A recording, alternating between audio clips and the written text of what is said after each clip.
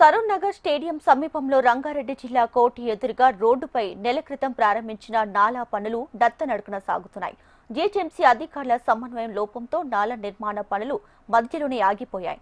దీంతో వాహనదారులు తీవ్ర ఇబ్బందులు పడుతున్నారు. వర్షాలు పడినప్పుడు వరద నీరు రోడ్డుపైకి చేరుతుందని వాహనదారులు ఆందోళన వ్యక్తం చేస్తున్నారు. మరింత సమాచారం మా ప్రతినిధి అలేఖ్య అందిస్తారు.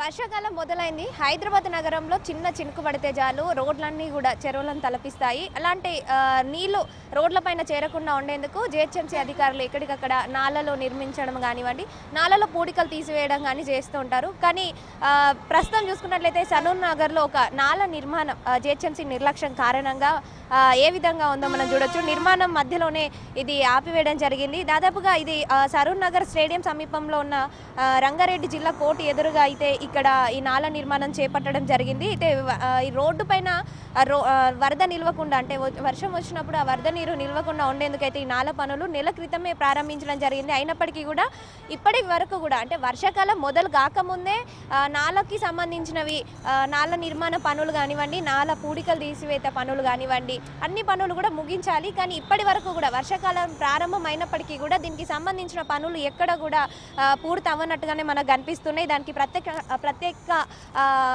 ప్రత్యక్ష సాక్ష్యంగా దీన్ని చూపించవచ్చు.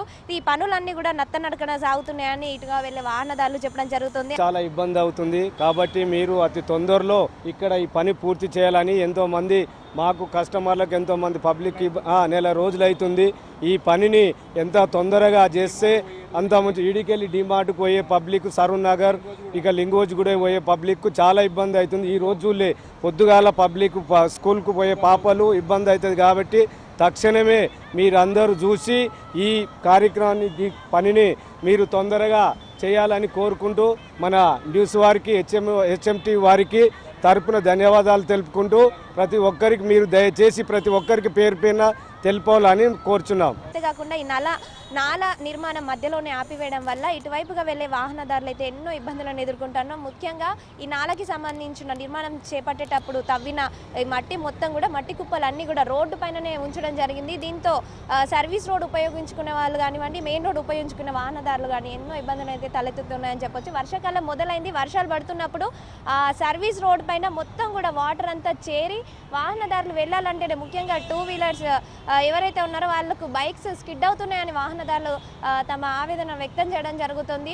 ఒకప్పుడు ఈ నాల నిర్మాణం చేపట్టక ముందు వరద నీరు అంతా కూడా రోడ్లపైనే చేరేది. వెళ్ళాలంటేనే చాలా భయంకరమైన పరిస్థితి ఉండేదని వాహనదారులు చెప్తున్నారు. కానీ అంటే జీహెచ్ఎంసీ వరద నీరు ఇక్కడ ఎక్కువగా నిలుస్తుందని గుర్తించిన జీహెచ్ఎంసీ ఇక్కడ నాల నిర్మాణం చేపట్టింది. కానీ నెల రోజుల క్రితం చేపట్టిన ఈ నాల నిర్మాణం పనులు ఇప్పటి వరకు కూడా పూర్తి అవ్వలేదు. వర్షాకాలం అంటే వచ్చేసింది. అయినప్పటికీ కూడా దీని పనులు ఇంకా కొనసాగుతూనే ఉన్నాయని అయితే వాహనదారులు చెప్పడం జరుగుతుంది. దీనికి సంబంధించిన మట్టి కుప్పలన్నీ రోడ్లపైన వేయడంతో పని దినాలలో అయితే ఎక్కువగా ట్రాఫిక్ సమస్య ఎక్కువగా ఉంటుందని, మట్టి కుప్పల వల్ల మేము వెళ్ళలేకపోతున్నామని, రోడ్డు కూడా సగం వరకు కుచించుకుపోయిందని వాహనదారులు చెప్తున్నారు. అక్కడ చూసుకున్నట్లయితే లోపల పైప్ లైన్ ఉంది. ఆ పైప్ లైన్లో మొత్తం కూడా మట్టి అంతా కూడా ఆ పైప్ లైన్లోనే ఇరుక్కుపోయి ఉంది. దాన్ని కనీసం తీసే ప్రయత్నం కూడా చేయలేదని, ఆ మట్టి మొత్తం ఇరుక్కుపోవడంతో వాటర్ కూడా బయటికి వెళ్ళలేదని ఇక్కడ ఉన్న స్థానికులు చెప్పడం జరుగుతుంది. ఇకనైనా అంటే ఈ నాల కోసం తవ్విన మట్టిని మొత్తం కూడా దారికి అడ్డుగా వేయడంతో ఒకవైపు రోడ్డు కుచించుకుపోయింది. నిర్మాణం పనులు చూస్తే నత్తనడకన సాగుతున్నాయని వాహనదారులు చెప్తున్నారు.